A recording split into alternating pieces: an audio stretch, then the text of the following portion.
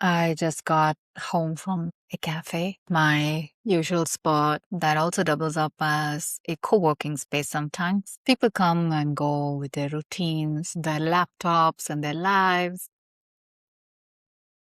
This morning, a gentleman, I don't know, a stranger, walks up to me, older, matured, no weird energy, asked me if I come here often and that he had seen me around. I said yes, but may I know the reason why you asked this question to know where this conversation is leading? And he said, do you happen to know this person? He opened his mobile screen and he handed over the mobile phone to me to show the picture. Maybe you know this guy. He used to sit here. And I'm wondering, lots of things are going on in my mind. Is he warning me about a person? Has something happened? Has something taken place? Very many questions left open. The depiction is that this guy has a salt and pepper look, beard, big over the ear headphones. That's how I remembered him. So it took me a while to match that image with the person's image that I'm seeing on the mobile screen. And I had seen him often enough sitting at the corner table, head down, working with a gentle smile or walking about in the cafe. And under the photo was his name. And I noticed a date, a dash, and another date. I was like, wait, is this an obituary? Said, yeah, passed away 2 weeks ago, heart attack. No history, nothing, not even smoking. He was there a day before. The gentleman said I just thought I'd let you know since you come here often, maybe you might have known him or in some capacity, you might have interacted with him. So I thought I'll just let you know. I said, thank you for letting me know, but it's very unfortunate to learn about him like this. And I was literally rattled. I didn't know how to respond to this news. And he trailed off. Now the interaction stayed with me for a while. I even inquired about this with the barista staff, got more details about it. I want to share something very profound with this incident. Not because of what was said, but because of what was underneath that grief. Grief has its own nervous system. And I could clearly see the picture of this grief traveling in different capacities already in that surrounding, including this gentleman I spoke to. I'll tell you the details about it later, including the staff that he was able to interact with. He was a very generous guy, a very affectionate guy. He had helped a lot of people there, had even hired some people I got to know. And he was gone. But there was something alive in that ecosystem already about the impression of this person. Grief moves through people, through spaces, through strangers, in cafes, who have no particular reason to tell you something except that they need to put it somewhere. And can I say that I did not go through any emotion after I heard this, or did I just dismiss it? No, it was something that I could not make sense of because I don't know this person enough. But I can't say that I wasn't even affected at all in the least way. It just felt like this person who was present here a few weeks ago was just gone. And so many times it has happened that we have seen some people regularly in a cafe and sometimes we don't see them after a couple of weeks. And we may wonder sometime later, some years later, hey, I didn't see that person for a long time. God knows what happened. Maybe he moved cities, maybe she got married and she changed a job, or I don't know. We don't consider this option that this person does not exist anymore. And that creates a profound sense of sadness, grief, but an inescapable truth when somebody is removed from life just like that. So we're going to unpack this from different lenses. Grief have a whole ecosystem, in my opinion. And today I just happen to be a small part of it, which is what today's episode about. My beautiful people, I am Mayuri, and you're listening to Aligned Hearts. Today wasn't a planned episode. This happened this morning, and I'm recording it the same day because that's the only way on this can make sense. While it's still sitting with me, what I want to do today is unpack something that most of us have experienced but rarely examined: the news of someone's death.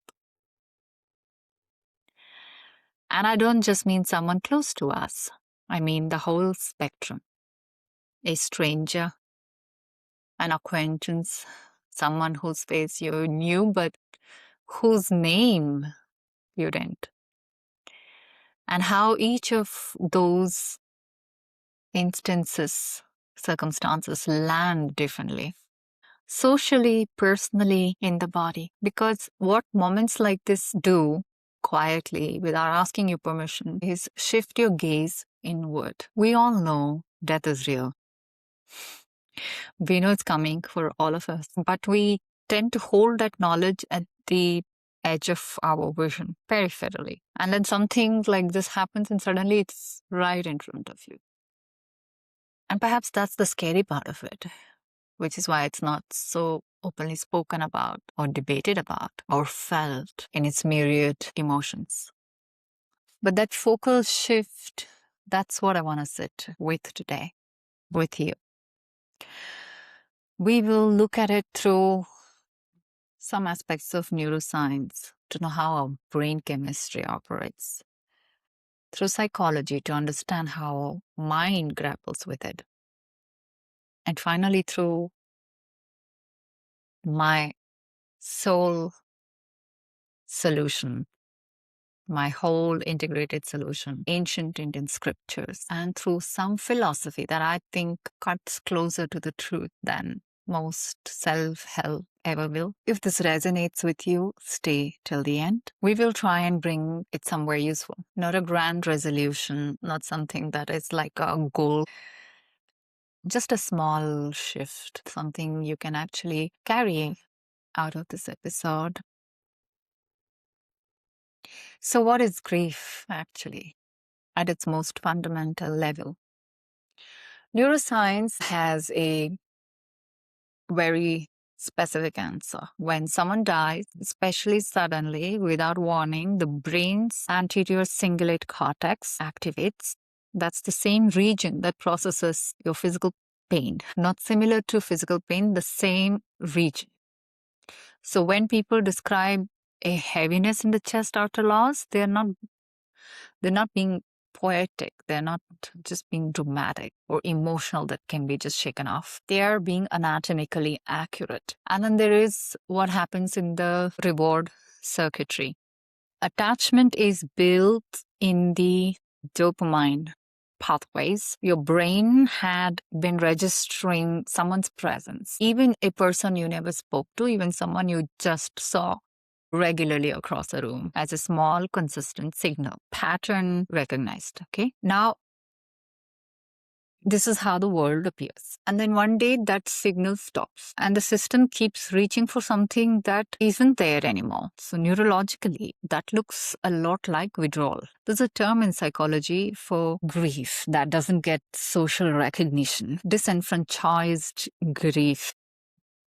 A colleague, a neighbor, the person you saw every week at the same cafe table. No rituals for it. Nobody checks on you. It doesn't have a name in polite conversation. But the anterior cingulate cortex doesn't verify your relationship status before it responds. Roland, Barthes, much as I can recall, wrote something in his book Camera Lucida, a book he wrote processing his mother's death through photographs, about what he called the punctum.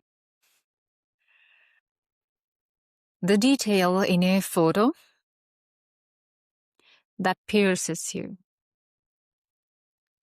Not the general image, not the context, that one specific thing that gets through your defenses and lands and just hits you. That photo this morning had a punctum for this gentleman who showed it to me. For me, it was the headphones, because maybe when I saw this guy passing by so many number of times, I always wonder, oh, this guy has this big over-the-ear headphones, he's talking all the time. That was his association for me. And that's it. That's how I recognized, and just that signal was broken, that this person is not there anymore.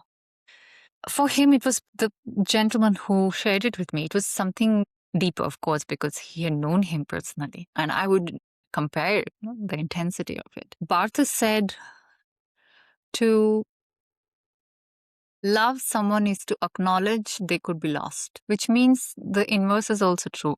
Grief is that kind of attention, acknowledgement of something that flows through all of us as a network of love. And this love doesn't have any particular relationship. It doesn't have to be a label, a tag. It's just, I think it's on continuum felt, especially when it doesn't have any goal, any label. It's just a profound oneness with everything in your ecosystem.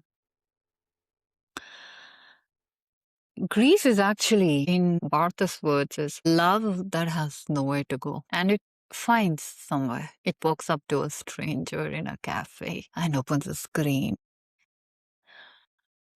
Derrida spent a lot of time thinking about absence. He called it the trace, the idea that every presence carries within it the mark of its own potential disappearance.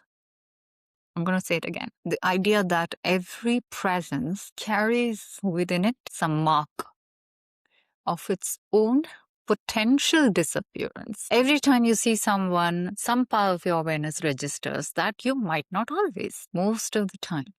We don't let that register consciously. And then one day, a photo with a dash in it makes it very, very conscious. Alan Watts said something that always cuts through the noise for me. This is it. Not eventually, not after you figured things out. This, the coffee, the cafe, the stranger, the headphones, the unremarkable morning. This is it. He wasn't being casual about it. He was pointing at something most of us spend a lifetime sidestepping. It's about this inevitability of passing. And how our whole consciousness, our awareness as a system tries to find meanings, textures, labels, tags, justifiability, unjustifiability, but doesn't really look upon that holistically. Because for me, it's like it has its own central nervous system. Every person has a central nervous system of his presence. If you look at those impressions you create, you understand the power of this vital force we carry, and we take it so much for granted. To reference some of the Indian texts, ancient Indian texts, which usually helps us go deeper, I tend to recall this second chapter, if I'm not mistaken, of Bhagavad Gita. Krishna speaking to Arjuna on the battlefield. Na jayate mriyate va kadachin bhutva bhavita va na bhuyah ajo nityah shashvato ayam purano nahanyate nahanyamane sharir. The soul is never born, never dies. It doesn't cease to exist when the body does. Now, before anyone hears this as a reason to not feel the grief, just to bypass it, that's not what's happening in the text either. Arjuna is standing on a battlefield, unable to move, paralyzed. Look at the situation, look at the context. It's not a preaching, it's a life lesson which is transmitted in the heat of that very moment of that reality, which is why it's so powerful. Krishna is not telling him not to feel. He's giving him a frame large enough to hold the feeling without being flattened by it. And somewhere, whether we like it or not, it gives us the courage. At least it gives me the courage. Patanjali in the Yoga Sutras is even more direct about the human side of this. Abhinivesha swarasavahi vidusho api tadharudaha abhinivesha swara savahi. Vidusho api tatha rudhaha. This clinging to life, the fear of death, runs even in the wise, even in amongst the erudites, amongst the people who you consider very saintly. This is the fifth klesha or the conflict or the crisis. Patanjali is not asking anybody to transcend it or pretend it's not there. He's saying, see it. Recognize that this fear is operating underneath almost every significant choice you make. Your ambitions, your relationships, the things you keep putting off, the conversations you haven't had yet. Once you actually see it, you make different choices, not fearless ones. You make different choices despite the fear, honestly, more honest ones. And then the concept of the samskara, the impressions we leave in the fabric of consciousness. Every presence that has lived through leaves some fragrance, some impression. Every person who walked through that cafe, every morning that man sat in the corner with his big over the ear headphones, those big headphones, those are very denotative impressions. They don't require depth of the relationship. They just require that you were real, that you showed up, that someone's nervous system registered you as a part of the world. It's as basic as that. The man with that headphone left some scaras in people who never knew his name. That's not nothing. That's actually everything. Before I wrap this up, I want to tell you what I did after all of this. I went back to that gentleman who had walked up to me. There is a reason why I did that, because in the process of whatever I understood what was happening, I knew that it wasn't random that he came up to me. It was actually a message in itself. What he did, that communication was actually not a communication, not to reach out anybody. It's just grief. Grief makes you do things like this. It has its own language. It doesn't always have to come in the form of tears or words that make complete sense. Sometimes it walks up to a near stranger and opens a screen. Sometimes it trails off mid-sentence and it's asking for the simplest thing, just someone to receive it. That's all. So I went and had a chat. We had a conversation, got to know more about it. And I acknowledged his grief, that it's going to take time. It's going to take its own journey. So be that person when something like this shows up. You don't need context. You don't need history. You just need to be present enough to receive it. And the bigger thing, the thing I have been sitting with since I got home, we rush, we defer, we tell ourselves the important things can wait, the call, the coffee, the checking in. And meanwhile, there are people who also are so stressed, including me. I have stressed over some of the insignificant things. So in that way, it's also a relief. There is nothing important, so important after all in life. I think the only thing that is really important is to know ourselves deeply enough to know who we are. And we keep filling up that space with different types of identities because we don't know who we are.